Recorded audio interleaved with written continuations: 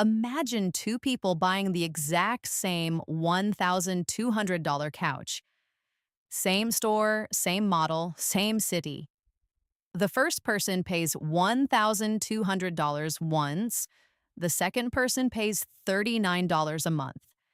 That second option sounds smaller, safer, more manageable. But here's the part most people never calculate. The person paying $39 a month often ends up paying far more than the person who paid $1,200 upfront. Not just because of interest, because financing changes your behavior. And once financing changes your behavior, the real cost stops being visible. If your life looks affordable only because everything is split into monthly payments, give me 7 minutes. Because most people don't realize this. Everything you finance costs more than twice. Not always on paper, but almost always in real life. Most people think financing is just a payment method. It isn't. It's a psychological pricing system. It changes how expensive something feels. And once something feels cheaper, people stop asking the right question. They stop asking, should I buy this? And they start asking, can I fit this into this month? That is a completely different standard. And it is one of the most expensive mindset shifts in modern life. Because financing doesn't just lower the monthly payment, it lowers your resistance. That's the first hidden cost. When something's expensive, your brain is supposed to hesitate. That hesitation is useful. It protects you. It forces comparison. It creates friction. But financing removes that friction. A $1,200 couch becomes only $39. A $900 phone becomes just $25 a month. A $6,000 cosmetic procedure becomes less than $200 monthly. The object didn't get cheaper. The pain just got divided. And divided pain gets approved faster. That's why financing often increases consumption, more than income ever does. It makes bigger purchases feel emotionally smaller. That's dangerous because most people are not bad at math.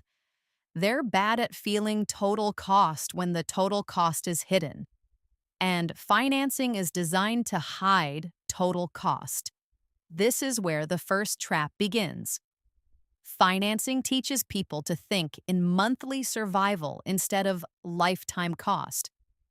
That sounds subtle. It isn't. It changes almost everything. A person looking at full price asks, is this worth $1,200? A person looking at financing asks, can I survive $39 this month? One question measures value.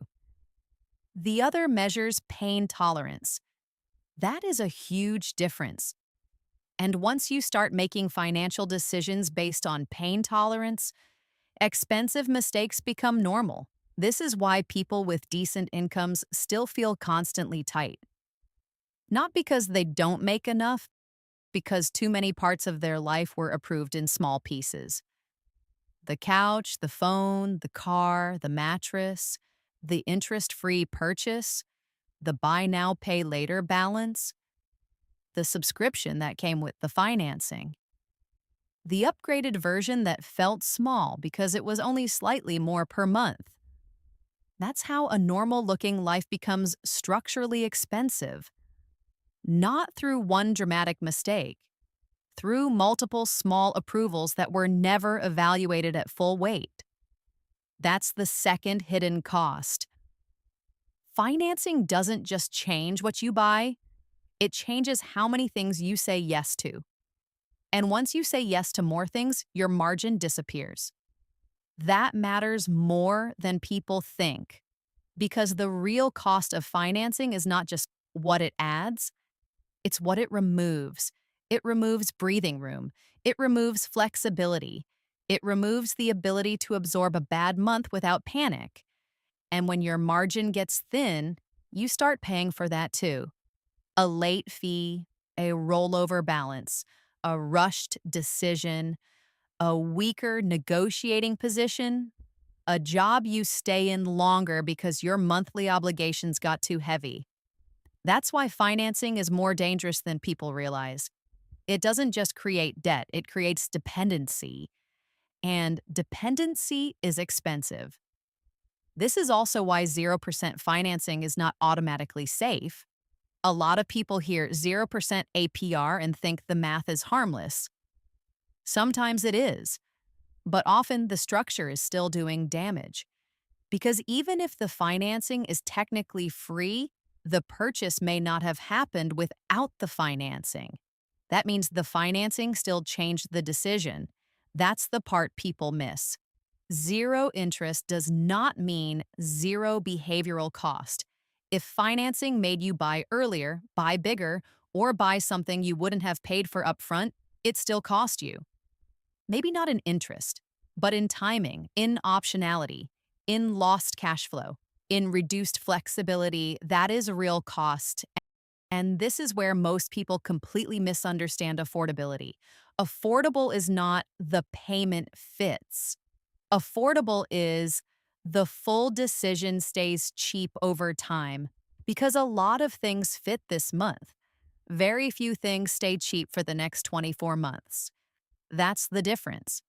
And if you want to stop feeling like your money disappears even when your life looks normal, start here. Before you finance anything, ask 3 questions. First, would I still buy this if financing did not exist? That question is brutal. And it should be, because if the answer is no, then financing is not helping you pay, it is helping you justify. Second, what is the total cost, not the monthly cost, not the ad, not the as low as number, the full number, the fees, the add-ons, the late penalties, the warranty upsell that somehow appears at checkout, the real total. Because the monthly number is there to calm you down. The total number is there to tell the truth.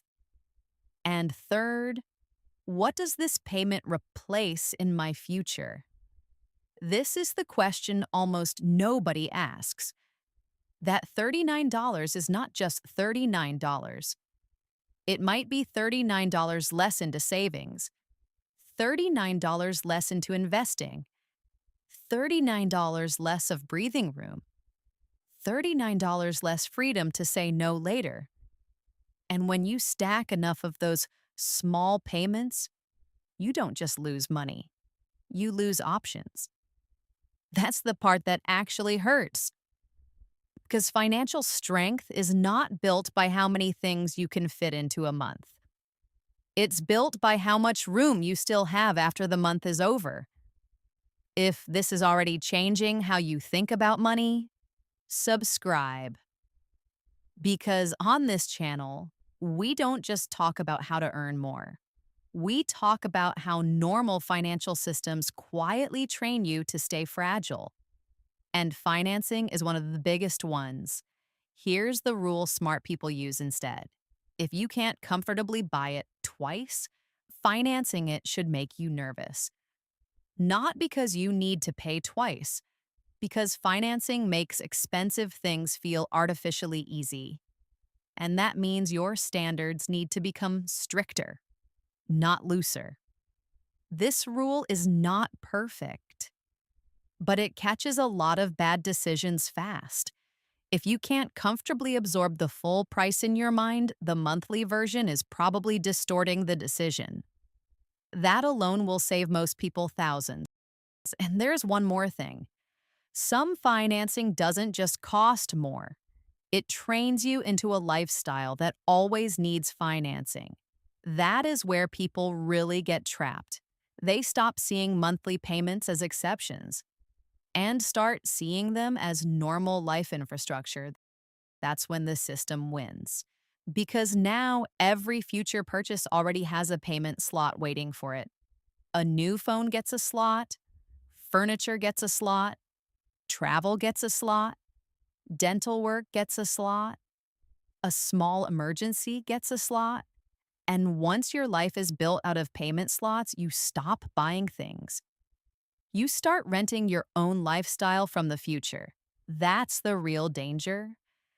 Financing makes your life look affordable today by borrowing stability from tomorrow. And if you keep doing that long enough, tomorrow eventually sends the bill. That's why everything you finance often costs more than twice. Not because every loan doubles the sticker price, because the payment changes the decision changes the lifestyle, and the lifestyle changes your financial future. That's the chain. And most people never see it until they feel constantly tight and can't explain why. A lot of people think financial progress means being able to qualify for more financing, higher limits, better approvals. But real progress is usually the opposite.